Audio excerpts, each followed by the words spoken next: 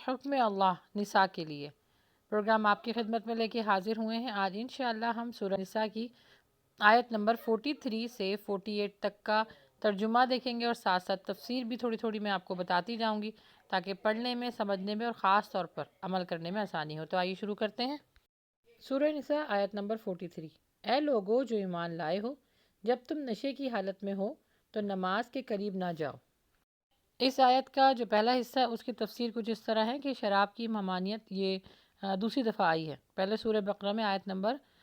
219 میں گزری ہے کہ صرف اس وقت یہ بتا دیا گیا تھا کہ شراب جو ہے وہ بری چیز ہے، اللہ کو نہیں پسند۔ چنانچہ مسلمانوں میں سے ایک گروہ ایسا تھا جو شراب سے پرہیز کرنے لگا تھا، مگر بہت سے لوگ ایسے تھے جو اس کو استعمال کرنے لگے تھے۔ بعض لوگ تو ایسے تھے کہ نشے کی حالت میں ہی نماز پڑھنے کھڑے ہو جایا کرتے تھے اور کچھ سے کچھ پڑھ لیا کرتے تھے۔ تو غالباً 4 ہجری کی ابتدا میں یہ دوسرا حکم آیا کہ نشے کی حالت میں نماز پڑھنے کی ممانعت آئی۔ پھر آخر میں اس کا حکم آ گیا کہ اب شراب پینا حرام ہے، جو سورہ مائدہ میں آیت نمبر 90 اور 91 میں آپ کو ملے گا۔ اچھا، یہاں پر ایک بات ذہن نشی کر لینی چاہیے کہ یہاں پر جو لفظ استعمال کیا گیا ہے وہ ہے نشہ۔ نشہ کا مطلب صرف اور صرف شراب نہیں ہے، ہر وہ چیز جو آپ کو نشہ یعنی آپ کو دوسری چیزوں میں مشغول کر دے اور اللہ سے دور کر دے، تو ایسی حالت میں آپ نے نماز کے قریب نہیں جانا، اور اگر اس حالت میں کوئی نماز پڑھتا ہے تو وہ گناہ عظیم کرتا ہے۔ پھر آگے اس کا ترجمہ ہے کہ نماز اس وقت پڑھنی چاہیے جب تم جان لو کہ کیا کہہ رہے ہو، اور اس طرح جنابت کی حالت میں نماز کے قریب نہ جاؤ جب تک غسل نہ کر لو، الا یہ کہ راستے سے گزرتے ہو، اور اگر کبھی ایسا ہو کہ تم بیمار ہو یا سفر میں ہو، یا تم میں سے کوئی شخص رفع حاجت کر کے آیا ہو، یا تم نے بیوی سے لمس کیا ہو اور پھر پانی نہ ملے، تو پاک مٹی سے کام لو اور اس سے اپنے چہرے اور ہاتھوں پر مسح کر لو۔ بے شک اللہ نرمی سے کام لینے والا اور بخشش فرمانے والا ہے۔ تو آپ کو یہاں پہ ساری حالتیں بتا دی ہیں کہ کس حالت میں آپ نے غسل لینا ہے، اور اگر پانی نہ ملے تو آپ اس پہ مسح کر سکتے ہیں، جس کو تیمم کہا جاتا ہے۔ تو ہمارے یوٹیوب چینل پر تیمم کا پورا طریقہ اپلوڈ کر دیا گیا ہے، اس کا جو لنک ہے انشاءاللہ میں آپ لوگوں کے ساتھ شیئر کر دوں گی۔ اور ان آیتوں کی اور جتنی بھی صورتیں ہیں، اس کی خوبصورتی آپ دیکھیں کہ اللہ سبحانہ و تعالیٰ جو حکم دیتے ہیں اسی کے مطابق اینڈ میں اپنی صفت کے بارے میں بتاتے ہیں۔ جیسے اس میں لکھا ہے کہ اللہ سبحانہ تعالیٰ نرمی سے کام لینے والا ہے، تو نرمی کیا ہوئی کہ پہلے تو اللہ تعالیٰ نے حکم دیا کہ غسل لے لو، اور غسل جو ہے وہ پانی سے لیا جاتا ہے، لیکن اگر پانی نہ ملے تو پھر تیمم کر لو، تو یہ نرمی ہوئی نا۔ آیت نمبر 44۔ کیا تم نے نہیں دیکھا جنہیں کتاب کا کچھ حصہ دیا گیا ہے، وہ گمراہی خریدتے ہیں اور چاہتے ہیں کہ تم بھی راہ سے بھٹک جاؤ۔ اس کی تفسیر کچھ اس طرح ہے کہ اہل کتاب کے جو مطابق قرآن نے اکثر یہ الفاظ استعمال کیے ہوئے ہیں کہ انہیں کتاب کے علم کا کچھ حصہ دے دیا گیا ہے، اس کی وجہ سے کہ اول تو انہوں نے کتاب الہی کا ایک حصہ گم کر دیا تھا، پھر جو کتاب الہی میں سے ان کے پاس موجود تھا اس کی روح سے اور اس کے مقصد کو بالکل یہ بھول گئے تھے، بلکہ اس سے بیگانہ ہو چکے تھے، اور اپنی بنائی ہوئی باتوں اور بحثوں کے بیچ میں پڑے رہتے تھے اور اپنے عقیدے کو پیچیدگیوں سے پیش کرتے تھے کہ اس کی توجیحات یہ ہے، اس میں آیت یہ کہہ رہی ہے، اس میں اللہ سبحانہ تعالیٰ یہ کہہ رہی ہے، یعنی اپنی مطلب سے اپنی اللہ سبحانہ تعالیٰ کی آیتوں کو پیش کرتے تھے اپنے مقاصد کے تحت، یعنی جس آیت میں ان کو اپنا فائدہ لگتا تھا اس آیت کو بیان کر کے اور باقی سب کو چھپا لیا کرتے تھے، یا اس کو اس طرح بھی کہہ سکتے ہیں کہ آیتوں کو توڑ موڑ کر پیش کیا کرتے تھے۔ آیت نمبر 44۔ اللہ تمہارے دشمنوں کو خوب جانتا ہے اور تمہاری حمایت اور مددگاری کے لیے اللہ ہی کافی ہے۔ اس آیت میں اللہ سبحانہ تعالیٰ فرما رہے ہیں کہ جو اسلام کے دشمن ہیں اللہ سبحانہ تعالیٰ ان کو خوب جانتا ہے، وہ یہ سمجھتے ہیں کہ ہم جو کر رہے ہیں اسے کوئی نہیں دیکھ رہا، اسے کوئی پوچھنے والا نہیں ہے، لیکن اللہ سبحانہ و تعالیٰ ان کے لیے کافی ہے۔ آیت نمبر 46۔ جن لوگوں نے یہودیت کا طریقہ اختیار کیا ان میں سے کچھ لوگ ہیں جو الفاظ کو ان کے محل سے پھیر دیتے ہیں اور دین حق کے خلاف تانہ زنی کرتے ہیں، دین حق کے خلاف تانہ زنی کر کے اپنی زبانوں کو توڑ موڑ کر کہتے ہیں سمعنا، ہم نے سنا، وعصینا، اور ہم نے نافرمانی کی، واسمع، اور تم سنو، غیر مسمع، کہ تمہیں نہ سنائے جائے، اور راعینا، ہماری رعایت کرو۔ اپنی زبانوں کو توڑتے اور یہ کہتے اور دین کی تانہ زنی کرتے، اور اگر وہ اس طرح کہتے سمعنا ہم نے سنا، وَأَطَعْنَا اور ہم نے اطاعت کی، وَاسْمَعْ اور آپ سنیے، اور وَانظُرْنَا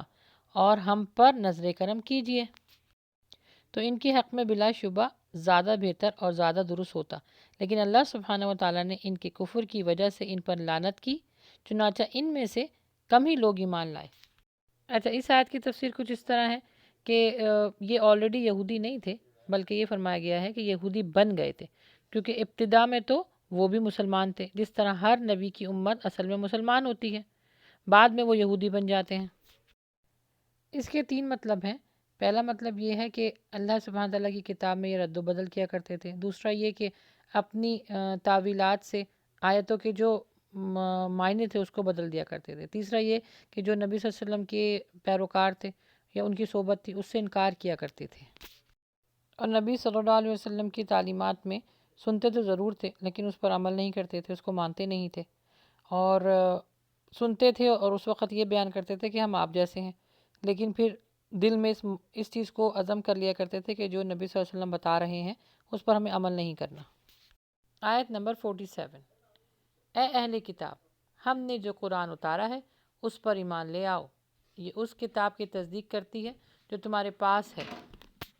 قبل اس کے کہ ہم تمہارے چہرے بگاڑ کر انہیں تمہارے پشتوں کی طرف پھیر دیں،